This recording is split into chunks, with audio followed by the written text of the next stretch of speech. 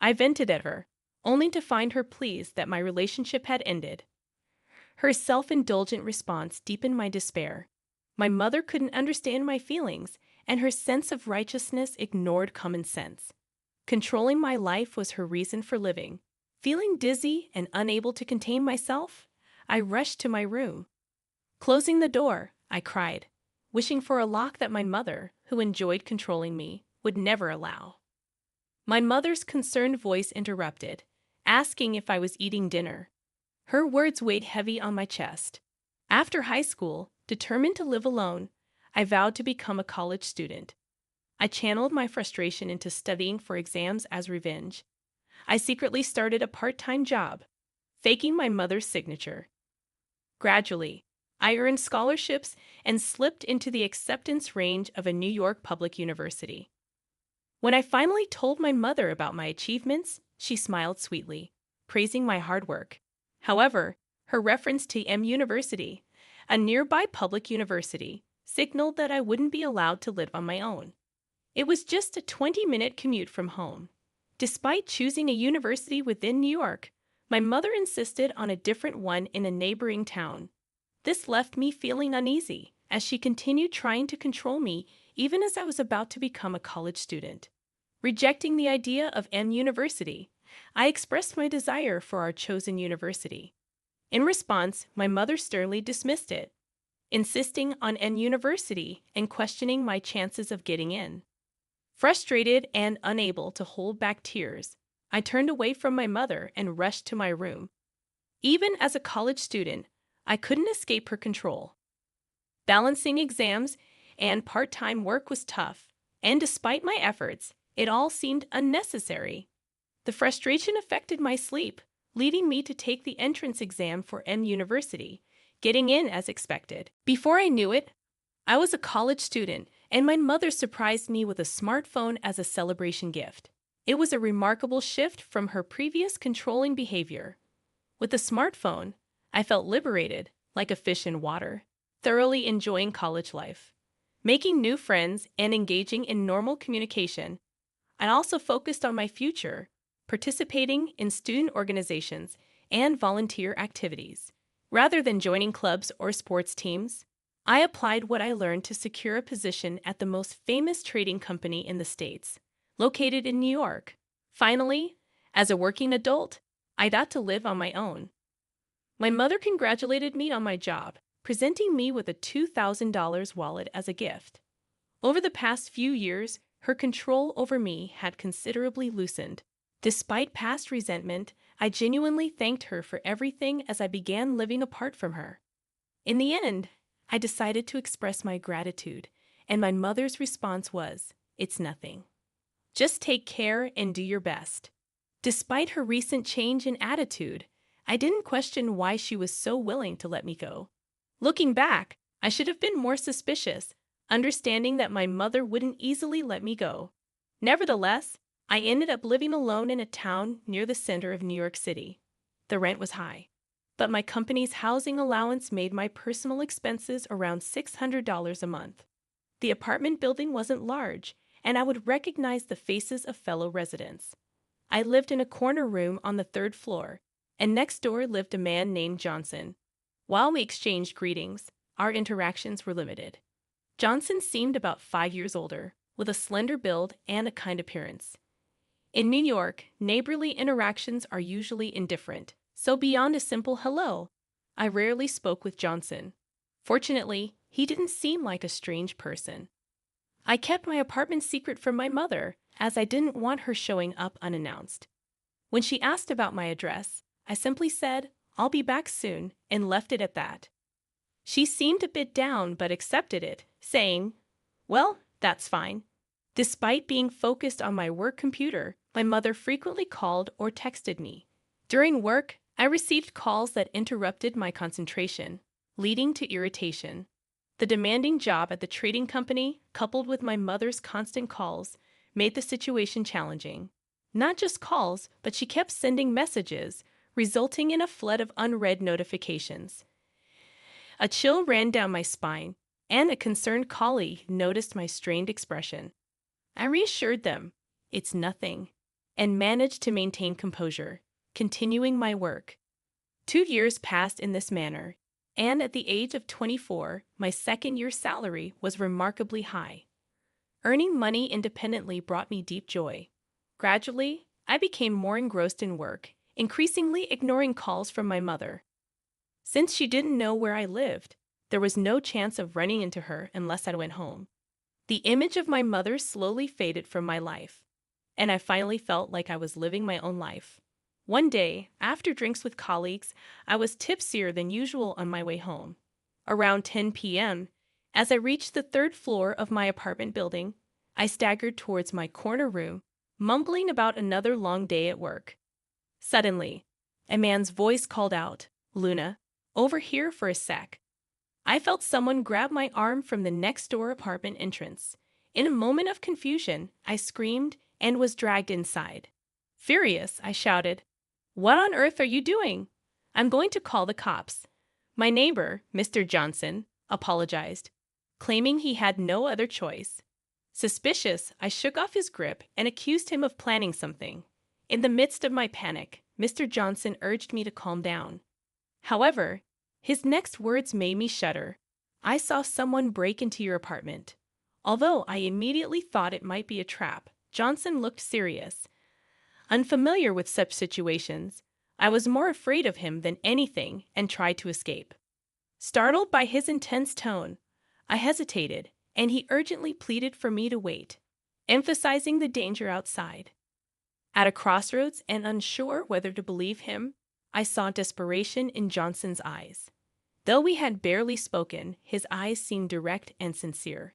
It was just a hunch, but I felt inclined to listen to him. Trembling, I asked about the break-in details, and Johnson began to explain. I couldn't see clearly, but the person wore all black, with long sleeves and pants, looking suspicious. I'd seen someone similar around the apartment complex before, thinking they were just another resident. About 3 hours ago, when I came home, I saw that person entering your apartment, and that's when I thought something was off. It's 10 p.m. now, so around 7:00 p.m. Wearing all black clothes in July isn't comfortable. However, the key issue is how someone could enter my house without having a key. Initially, I thought it might be a friend or your boyfriend, Luna, so I didn't pay much attention.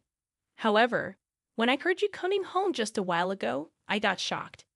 Even if they were a friend or boyfriend, staying alone in someone else's home for 3 hours seems strange.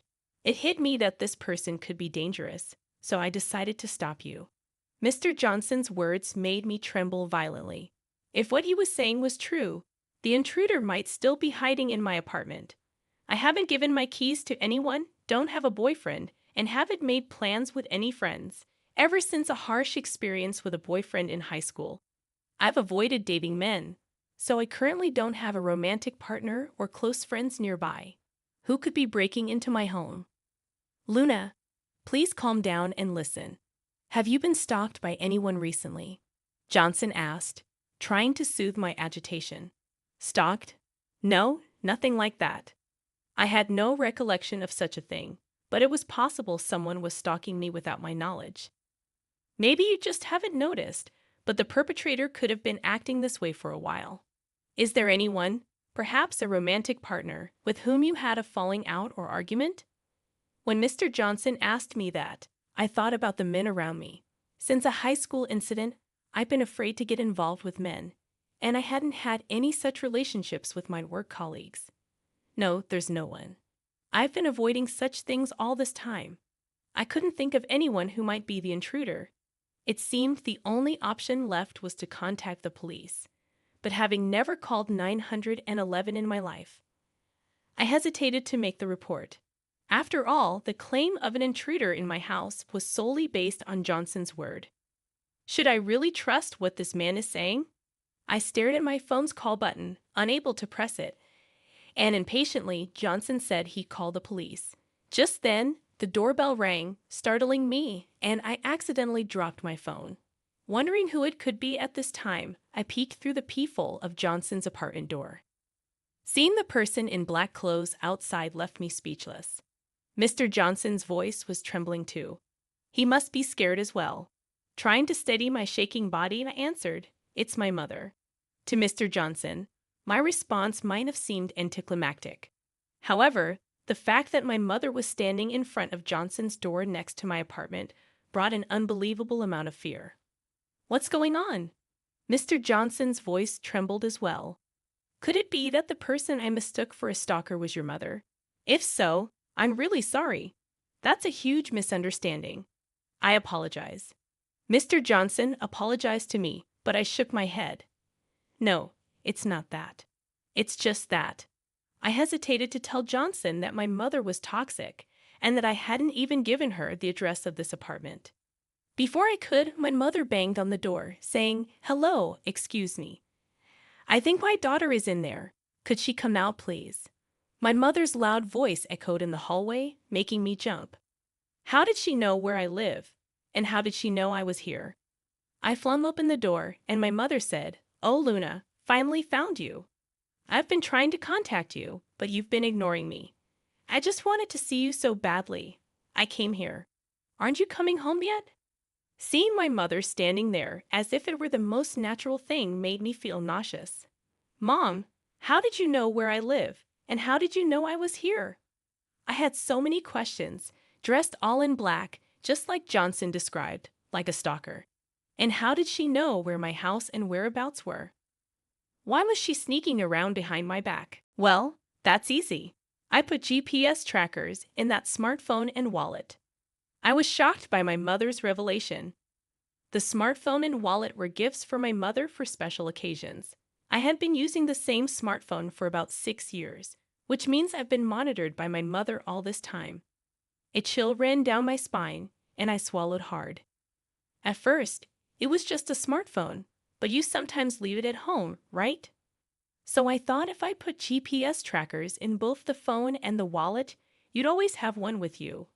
You're my precious daughter, Luna. I've always been worried about you, thinking what if something dangerous happened. Watching my mother speak so nonchalantly, I completely lost my composure. I thought that becoming a working adult meant I have finally gained true freedom, earning my own money, doing what I wanted when I wanted. I thought I could enjoy such basic freedoms that everyone else takes for granted. But it turned out I was just dancing in the palm of my mother's hand all along. If this continues, my life will forever be controlled by my mother. I can't stand that. I was done having my life thrown into disarray by my mother. "Mom." I called out to her in a very calm voice. My mother responded in her usual clueless tone. "Yes, what is it?" "I'm never going back home again, Mom. Whenever I'm with you, I feel like I'm always being restrained. It's always been like that, hasn't it? You call me your precious daughter, your beloved daughter, but you've stifled everything I wanted to do. You neatly clipped my wings every time I tried to spread them, using worry as a plausible excuse. Each time, it hurt me deeply and caused me great pain. I am not your possession, Mom. I have my own will as a person, and I don't want it to be tainted by anyone else. So, Mom, let's cut ties. Please don't ever contact me again or come to see me." In a final outburst, I shouted all my feelings at her. My mother, hearing my declaration of cutting ties for the first time, visibly paled. She must have been shocked to be defied like this, always assuming I would comply with her cutting ties. "What? Why, I'm your mother, Luna. Look, I didn't come today to restrain you." "That's right.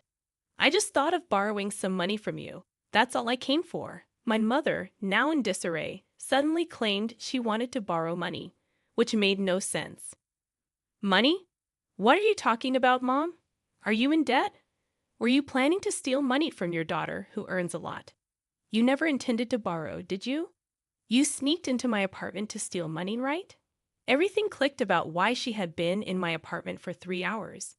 If she really wanted to see me, she would have called or texted. But there was no contact from her today. She must have planned to steal from me and then see me afterward. But I don't keep cash at home. My bank books are hidden where they can't be easily found. Frustrated that she couldn't fulfill her intention to steal, she just wanted to satisfy her desire to see me and came next door. Thinking this, I felt disgusted, even considering her as my mother. "No, I just wanted to borrow a little." My mother, used to such confrontations, began to panic. I couldn't trust a single word she said anymore. Gathering all my strength, I yelled at her again, "Enough. A person who tries to steal from her own daughter is not a mother.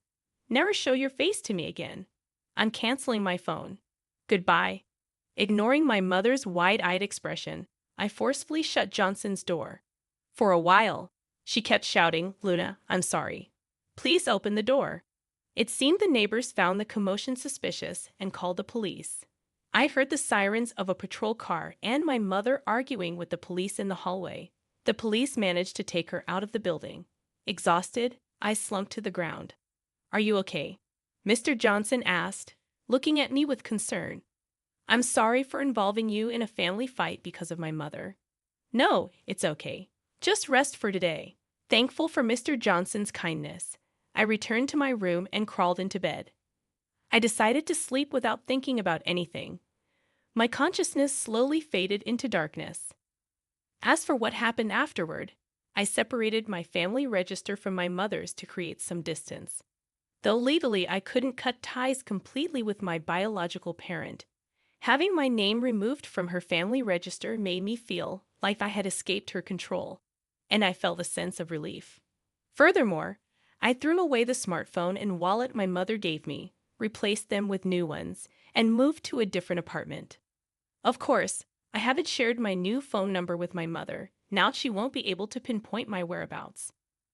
After that incident at my apartment, my mother, who had received a stern warning from the police for causing a disturbance, apparently became reclusive. As she confessed, after I left home and started working, she indulged in high-end brands of clothes and bags to distract herself from loneliness, accumulating considerable debt. Eventually, she ran out of living expenses and resorted to borrowing from high-end lenders. She is now troubled daily by debt collectors. However, I couldn't bring myself to help her. The fact that she had controlled and monitored me, even using GPS, is a shocking event that I can never forgive and is etched in my heart. If cutting ties with her serves as a punishment for her, so be it. I plan to live in a world without my mother. Even after moving to my new apartment, I kept in touch with Johnson, my former neighbor. Initially, I reached out to thank him, but he continued to stay in contact, and now we even go out for meals together. Having refused romantic relationships with men for a long time, escaping from my mother's control has made me more open to love. If things go well with Johnson, it would ironically be thanks to my mother. But I want to build a bright future with Mr. Johnson away from my mother's knowledge.